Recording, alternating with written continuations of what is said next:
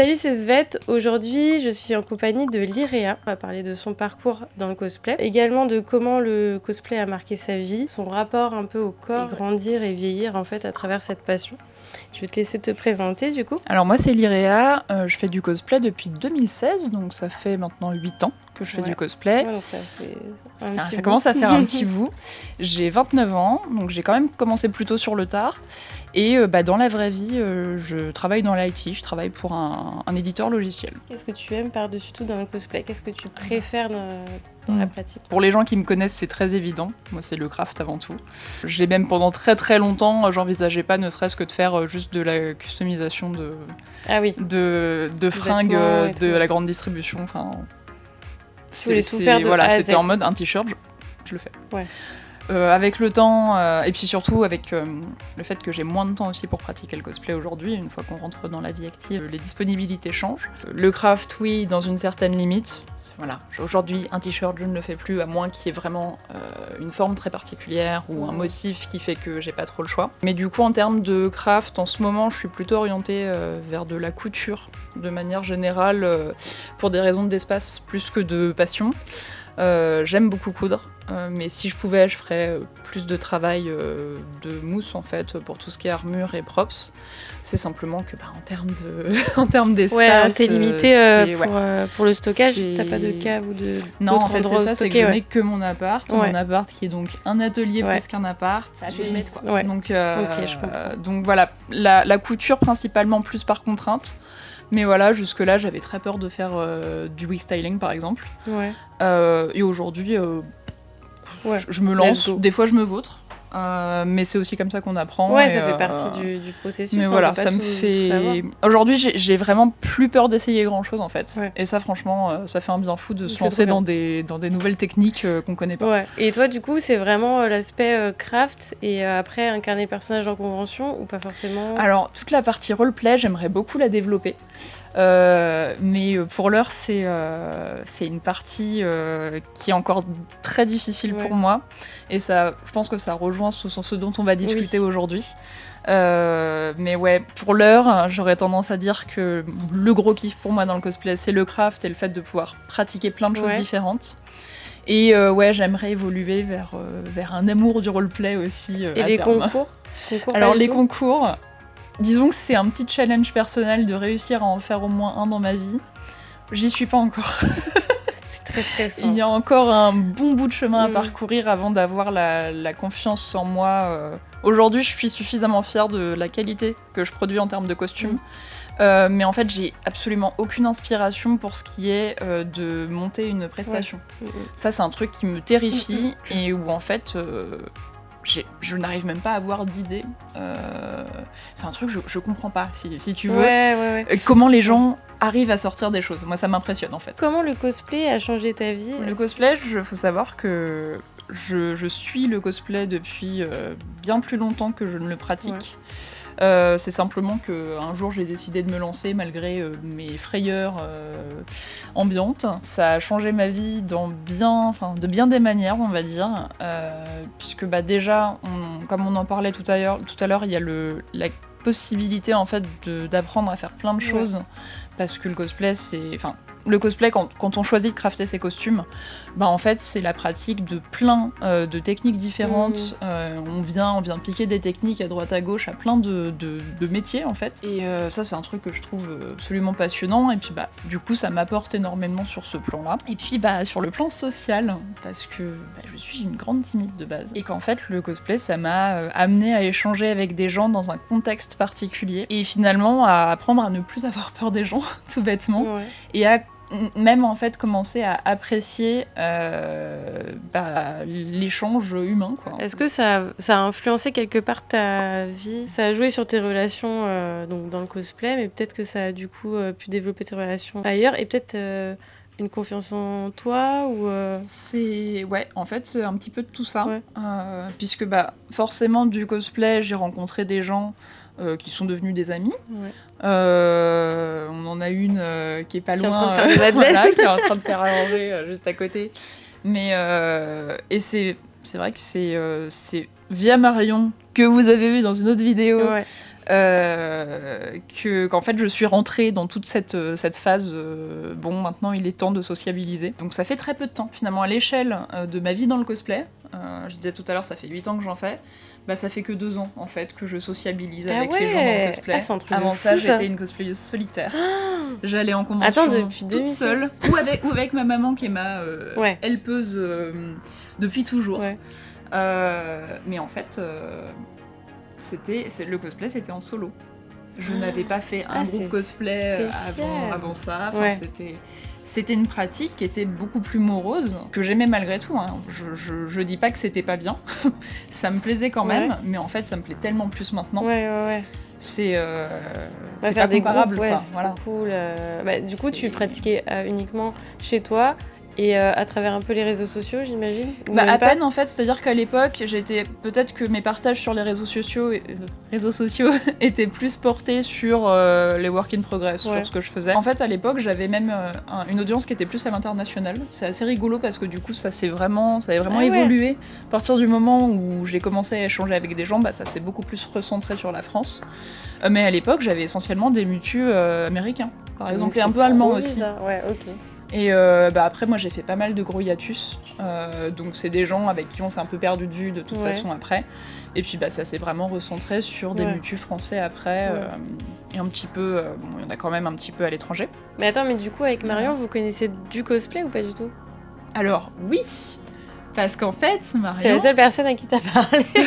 Marion elle m'a approchée quand j'étais en Yamato, il y a 2 ans. À la Japan Expo. C'est un personnage qui venait de sortir, qui venait de sortir dans l'anime One Piece, qui du coup était à un degré de popularité qui explosait les plafonds, quoi. Qui est toujours un personnage très populaire, mais voilà, il y avait l'effervescence autour du fait personnage avec les cheveux blancs. Oui, c'est ça. Oui, je vois. Et en fait, c'est vraiment cette année-là que tout a changé pour moi. Je pense que Marion a beaucoup joué sur ce que je suis aujourd'hui dans le cosplay. J'allais dire, Marion est un peu plus extravertie aussi, peut-être. Oui, il y a très vite eu une très bonne vibe entre nous. Ça m'a aussi un petit peu mise en confiance sur le fait qu'on peut rencontrer des gens chouettes. Qu'on peut voir régulièrement, etc. Et typiquement, Litchi, que je connaissais depuis encore plus longtemps que ça, c'est quelqu'un avec qui on se suivait un petit peu de loin, mais qui était, par contre, très... qui me soutenait fort. C'était à chaque fois que je revenais d'un hiatus, elle me disait à quel point elle était contente de me voir de retour. Enfin, c'est hyper plaisant d'avoir des gens comme ça, quand même, qui t'entourent déjà. C'est fou les réseaux sociaux, parce que je trouve que des fois, on se lie sans forcément se voir, sans forcément partager de choses dans la vraie vie. Et au final, on se lie d'amitié de fil en aiguille, parfois au fur et à mesure des années. Comme tu dis, il y a des gens, je les ai suivis depuis super longtemps et en fait, un beau jour, je sais pas, on a décidé de se parler dans la vie réelle et puis finalement, on est devenus potes, quoi. Mais par rapport à Marion, c'est marrant parce que du coup, c'est vrai qu'elle est plus extravertie et toi plus introvertie. Je trouve qu'on vit pas la même expérience dans le cosplay. En fait, en fonction de ça. Je pense qu'il y a beaucoup d'introvertis dans le cosplay en réalité. On sort un peu de notre propre corps. C'est un peu, j'exagère un peu, mais il y a ce truc de on incarne un personnage. Donc en fait, il y a pas vraiment le même rapport à soi que quand on est nous, quoi. Et même avant d'être un petit peu plus dégourdi, après que Marion ait débarqué comme un bulldozer là. Les échanges étaient déjà beaucoup plus simples en cosplay que hors cosplay. C'est simplement que j'avais pas en fait encore réalisé que ça valait le coup de garder des liens avec les personnes que je rencontrais. C'est peut-être aussi que j'avais pas rencontré les bonnes personnes aussi, je sais pas, il y a peut-être de ça aussi. On n'est pas obligé de devenir ami avec tous les cosplayers qu'on rencontre parce que des fois ça matche pas. Et au niveau des fandoms, c'était même pas forcément par rapport au fandom que vous êtes rapprochés. Je pense qu'il y a quand même... je pense que One Piece a beaucoup joué parce qu'on a quand même giga passion là-bas. Moi, j'aime beaucoup One Piece. Je pense que je suis pas aussi passionnée qu'elle, mais je pense que le fait de pouvoir partager autour d'un thème, autour d'un univers en particulier, ça aide aussi. Mais c'est trop bien, mais c'est hyper intéressant que tu faisais du cosplay pendant tant d'années, en fait, plutôt dans ton coin. Autant d'années, ça me paraît fou. Ça sidère tout le monde à chaque fois. Mais comment ça le cosplay en solo? Oui, si. Moi, mais c'est ça en fait, c'est que j'étais vraiment une espèce de petit gnome dans mon coin. Juste en fait l'amour du craft. En fait, je pense qu'à cette époque, le cosplay c'était un prétexte aussi, parce que tu vois. En fait, ça te convenait tout simplement. Oui, c'est ça. Parce que tu te rendais pas compte. le porter mon costume, c'était juste l'accomplissement de mon craft. J'avais à ce moment-là pas vraiment de volonté de faire de roleplay du tout, donc c'était vraiment, c'était porte-manteau de mes costumes. J'avais pas non plus encore autant développé d'intérêt pour le make-up, pour les wigs et tout ça. Donc en fait, même ma pratique du cosplay en elle-même, elle a vraiment évolué avec le temps, et surtout depuis que tu sors de ta grotte. En fait, c'est ça. C'est assez curieux comme quoi ça m'a vraiment tiré vers le haut. On parlait d'introversion par rapport à avant. Aujourd'hui, ça a aussi évolué. Alors je suis toujours une introvertie et je pense que je le ton serai caractère, toujours, ta personnalité, ça fait partie de ce que je suis. Ouais.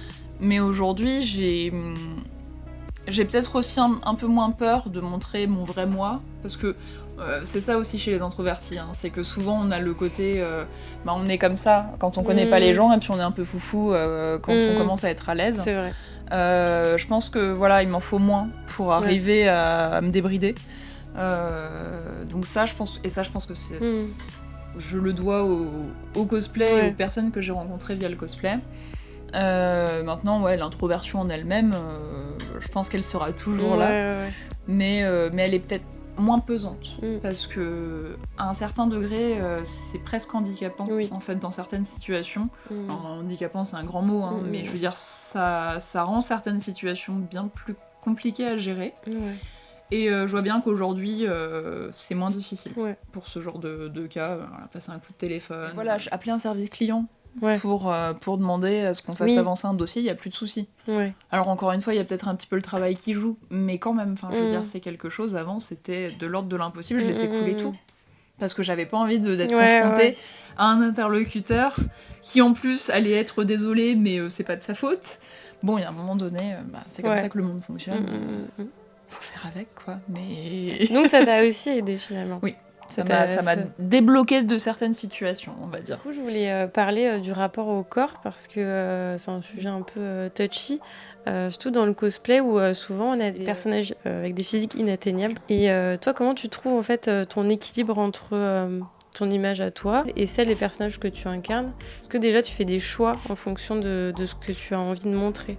Ouais, alors je pense qu'il y a plusieurs choses. Il y a qu'effectivement, je vais pas me diriger... Enfin, c'est assez rare que je me dirige vers les personnages mignons. Ça, c'est... Déjà, aujourd'hui, j'ai tendance à moins faire de personnages féminins que de faire de personnages masculins, en fait. C'est un truc... Moi, j'ai démarré le crossplay assez tard. Ça fait à peine 2 ans. Et je me suis rendu compte que déjà, j'étais beaucoup plus à l'aise en incarnant des personnages masculins que des personnages féminins. Peut-être parce que j'ai pas cette espèce de pression de je me trouve pas jolie. Je sais pas pourquoi, quand je suis en boug, je me trouve bien, quoi. Je trouve stylé, beau gosse. Je sais pas si c'est la facilité d'avoir des traits forcément un petit peu plus fins que les personnages masculins par définition. Et puis c'est encore un autre travail, un autre changement de sa personne en plus de ça. C'est ça. Tu découvres peut-être des trucs aussi chez toi. Je pense que via ça. C'est assez rigolo. Je me suis même au début, je me suis posé des questions. Je me suis dit, mais est-ce que c'est normal qu'en tant que meuf cis qui a jamais remis en question mon identité de genre, est-ce que c'est normal que je me sente mieux en mec, quoi? Et puis en fait, non, c'est juste... C'est du jeu, c'est dans le nom du cosplay, il y a play, donc ça oui, pardon.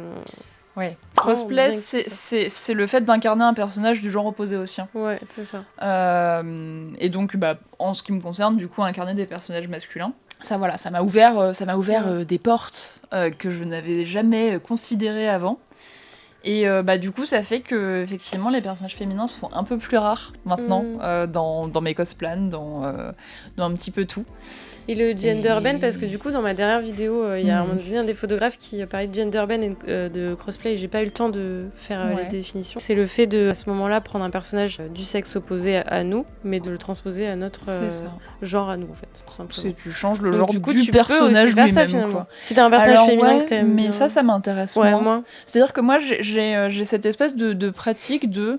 J'aime bien être accurate à mon personnage, et en même temps, quand même garder une certaine liberté dans l'interprétation de certains designs, le fait d'ajouter des petits détails qui, moi, vont me plaire et que j'estime compatible avec soit le style de l'artiste, soit le style du personnage. Ouais, le gender bend, c'est quelque chose que je trouve très sympa chez les autres, mais que moi je me verrais pas faire. Envie à part, je sais ça pas. Ça modifie trop le personnage, peut-être. C'est ça, c'est qu'en fait, j'ai pas dans l'idée de redesigner un personnage pour simplement changer de genre. Je fais du crossplay, donc en fait. Pour moi, ça me suffit. J'ai pas besoin d'aller adapter en fait un personnage qui n'est pas du même genre que le mien. Et le crossplay, mais du coup, tu changes tout. Enfin, tu mets un faux torse, etc. Alors, suivant qu'on voit le torse du personnage ou pas, je vais mettre juste un binder. Parce que j'ai une poitrine qui fait quand même que je dois la compresser pour. Et c'est pas mieux de mettre un faux torse. En fait, ça fait... le faux torse, le truc, c'est que c'est 4 kilos de silicone. Ouais, ah ok, c'est lourd. C'est plus dérangeant que d'avoir un binder. Oui, le binder, en fait, moi aujourd'hui, j'ai trouvé un binder d'une qualité que je trouve tout à fait incroyable.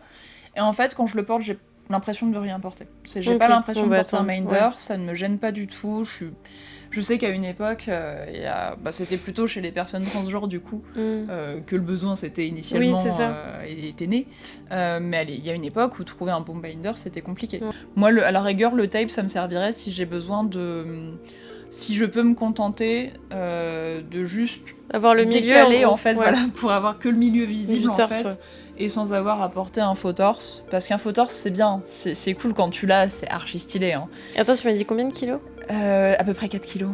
Ouais, c'est vrai que c'est énorme en fait. Je pensais pas parce que j'en ai jamais. Et puis en termes de mobilité, t'es gêné aussi parce qu'en fait, en tout cas pour le mien, il y a quand même une épaisseur de silicone sur les épaules. Ce qui fait que, en fait, faire ça. Ça nécessite un effort, mais en fait, je me suis déjà maquillée en ayant déjà enfilé mon faux torse. Ah oui, ok. Et en fait, j'avais les épaules fatiguées. J'avais pas pensé à ça. De 20 minutes de make-up, quoi. C'est aberrant. Ah ouais, je pensais pas. Mais tu penses que c'est pareil pour les faux torses féminins ? Je pense que c'est différent sur les faux torses pour les faux poitrines, la volonté, c'est du coup, l'augmentation ici. Je pense que c'est par contre, tu tombes à l'inverse. Je crois que ça dépend vraiment des versions. Je crois que t'en as qui sont rembourrés en mousse. Je suis en train de réfléchir par rapport à ça pour certains personnages. Je me dis bon, est-ce que j'investis là-dedans et en vrai, je trouve que c'est quand même des accessoires. C'est kiffant quand tu les as. Ça apporte quelque chose. Ça sur internet par contre. Franchement, mes recherches. Moi, je sais que le site sur lequel j'ai commandé mon faux torse, il faisait pas que des torses. Hein. Ah. T'avais du bas aussi. Ah. Et d'ailleurs, ils font aussi des faux torses boobs qui vont jusque des machins. Et c'était cher ? Importables.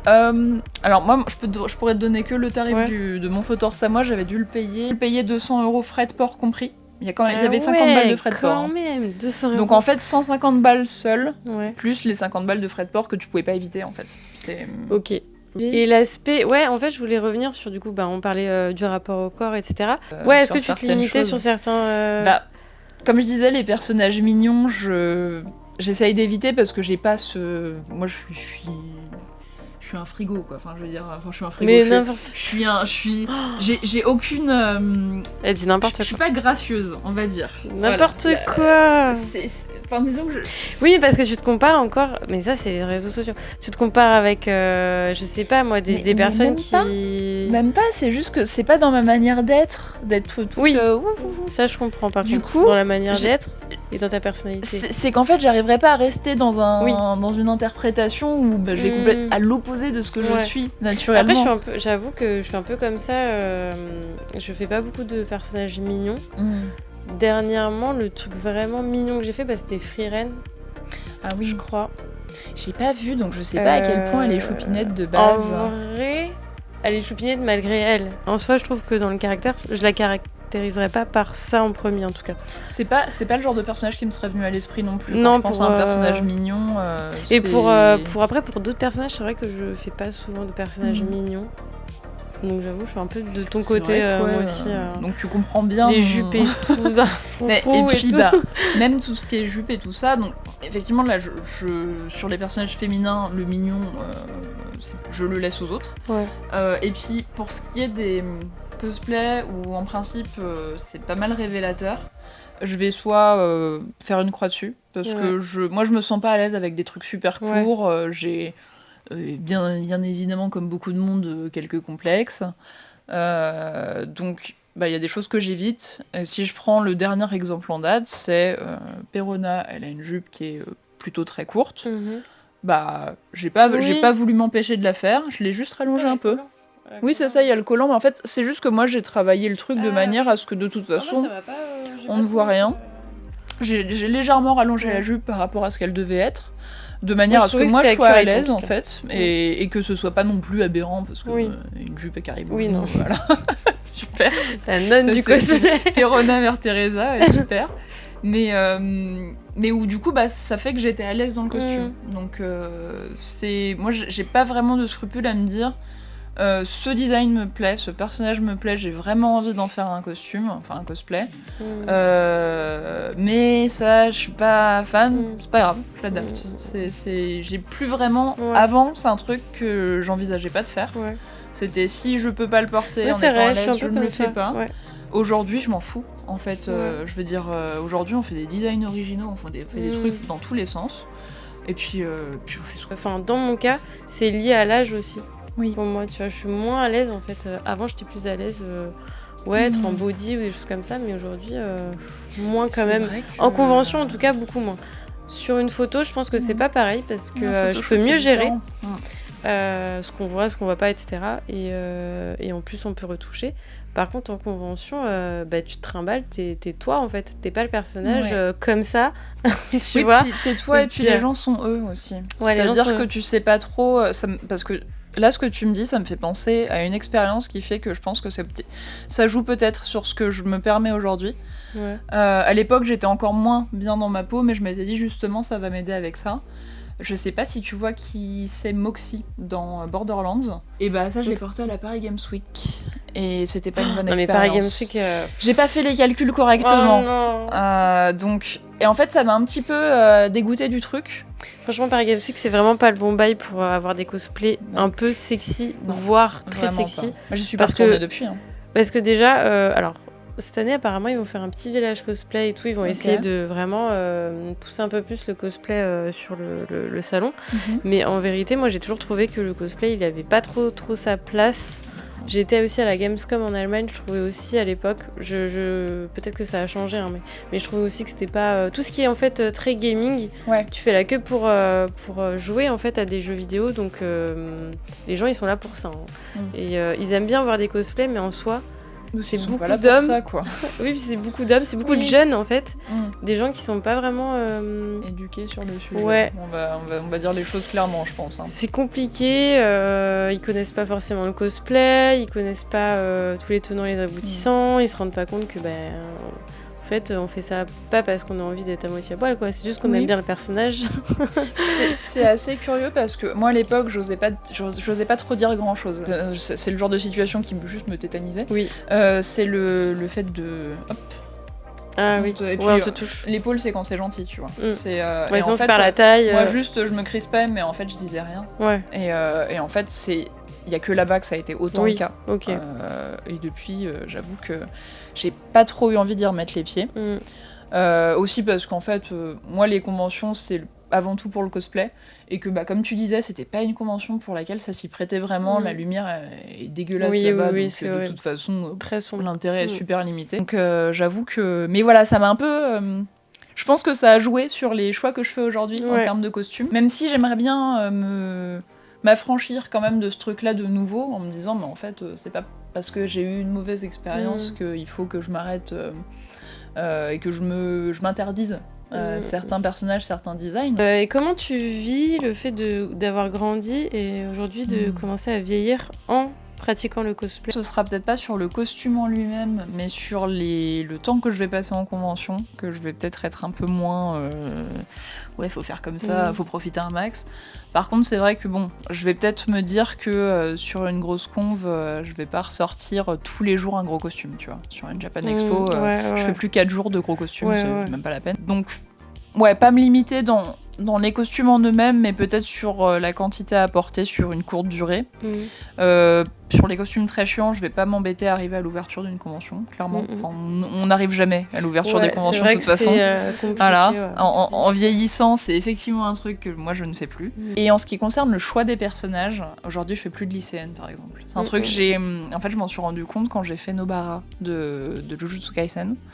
J'avais en fait je crois qu'on se connaissait pas à l'époque et je l'ai sorti une fois à la Japan Expo et plus jamais parce que justement je me sentais pas en phase avec le personnage. Je me sentais pas c'est une lycéenne.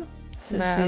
Je suis une daronne en fait. Enfin, je suis une daronne métaphorique, tu vois. Je veux dire, je suis en âge d'être une d'être une daronne. Moi, en fait, je pense que ça me dérange maintenant. L'idée d'incarner un enfant, parce que ça a beau être un personnage mature, absolument pas. Enfin, je veux dire, c'est un personnage qui est très bien écrit, etc. Ça reste une enfant, en fait. Ouais. Et aujourd'hui, je vais avoir 30 ans. J'ai pas... le seul personnage pour lequel ça m'avait pas plus dérangé que ça, mais je l'ai pas reporté non plus, c'était Kiki. De Kiki, la petite sorcière, où en fait, c'était pas la même approche, mais je l'ai pas... Du coup, t'as fait un personnage mignon. Oui, mais je l'ai pas ressorti, tu vois. Ouais. Je l'ai fait une fois, et en fait... je me suis pas sentie mal dedans, mais l'expérience, elle a pas été incroyable, tu vois. Là, je me suis rendu compte récemment, Shizuku de Hunter x Hunter, elle a... On a dit quoi, 19 ? Ouais, mais c'est... Et je trouve que c'est pas différent. Non plus. Après, je trouve que sur ce genre d'univers, c'est un peu différent parce que ils évoluent pas du tout dans un monde qui est similaire au nôtre. Tu vois, pour le coup, elle, ça faisait partie de mes cosplays de l'époque. Je l'ai abandonné en cours de route parce qu'en fait, tu sais, une liste de cosplays, ça vit en fait. Ça me dérangeait pas, alors que j'avais déjà dans l'idée de m'orienter vers des personnages plus mature, enfin plus vieux quoi. Donc je pense que ça dépend vraiment aussi du contexte. En fait, c'est visuellement aussi, je trouve. C'est ça. Puis même en fait, je veux dire, sans même, enfin je veux dire, on me dit souvent que je fais pas mon âge. Cool. Oui, non mais moi aussi, mais je sais quel âge j'ai en fait. Et ça résonne pas, tu vois, avec un personnage qui a 17 ans. Non, quoi. Mais moi j'ai l'impression que du coup quand je les incarne, les personnages dans tous les cas, je vais apporter une touche plus mature parce que je suis comme ça, dans mon caractère, ma façon d'incarner le personnage et tout. J'arriverais pas à retranscrire un personnage de 17 ans, quoi. De toute façon, pas possible. Puis même, ce serait malsain, en vrai. Ouais. Enfin, mais j'arriverais pas, de toute façon. Que c'est pas quelque chose... C'est bizarre. Ouais, moi, je verrais pas ça d'un bon œil, en fait. Encore 17 ans, bon, ça va, c'est ado. Mais en dessous, bon, là, c'est quand même... Là, on rentre un peu compliqué. dans un sujet un peu délicat, quoi. Tu choisis tes personnages en fonction maintenant de ton âge, de ta plus ou moins maturité, on va dire que je vais exclure une certaine catégorie de personnages auxquels je peux... En fait, c'est même au-delà de ce que je cosplay, c'est-à-dire qu'aujourd'hui, je vais avoir du mal à consommer ne serait-ce que des animés ou des mangas en fait, qui portent que sur des lycéens. En fait, s'il y a que des lycéens et que ça se passe que dans un lycée, aujourd'hui, il y en a beaucoup. À part si c'est un contexte spécifique et que ça parle d'un sujet un peu particulier, je vais pas accrocher parce que je ne m'identifie plus, en fait, à part peut-être les quelques séries sur lesquelles je suis nostalgique parce que je les ai lues en étant ado, et encore, à voir, j'ose pas les relire, en fait. J'accroche plus du tout aux mêmes univers, donc aux mêmes personnages, donc naturellement, je vais plus avoir envie de cosplayer les mêmes personnages. Et en fait, aujourd'hui, je pense même pas avoir eu de cas de personnages où je me suis dit, tiens, je le cosplayerais bien.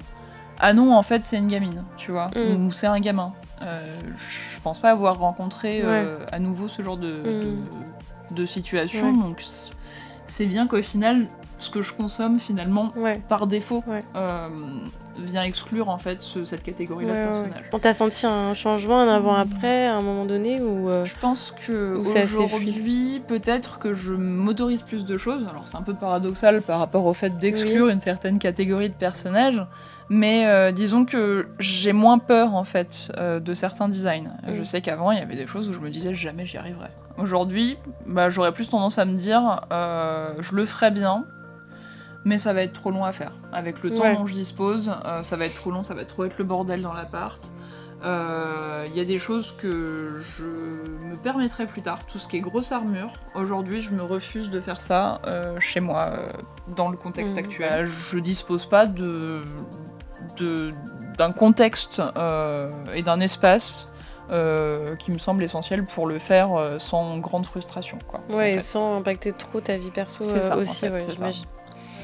Avoir une idée un peu de tes projets cosplay qui vont arriver 2024, 2025, il n'y a pas de... Là, on va dire que dans un futur proche, on a Hécat de l'Or Olympus qui est quasiment terminée. Si tu veux, on pourra même y jeter un petit œil parce qu'elle est déjà... Enfin, la veste, qui est quand même l'élément principal, est déjà sortie. J'ai plus qu'à y ajouter mes petites décos. Je travaille sur une petite broche, donc là, typiquement, j'apprends à broder des perles pour l'occasion. Okay. Et puis, dans un futur un peu moins proche, mais certain, il y a Charnalk, puisque on a un groupe Hunter, ça va être trop bien, qui est en cours de montage.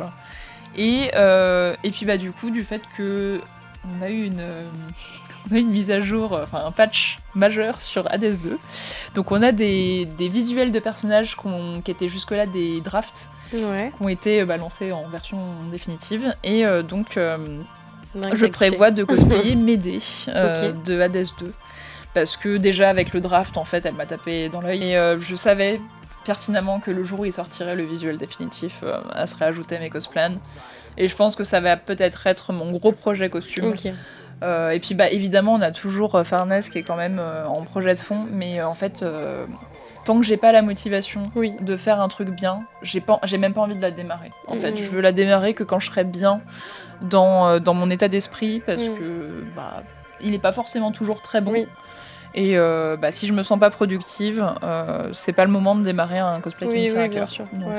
Donc je la démarrerai quand je me sentirai bien, mais ça fait partie de mes cosplans sûrs qui ne bougeront pas. Merci d'avoir répondu à toutes ces questions. Franchement, ça m'a fait super plaisir.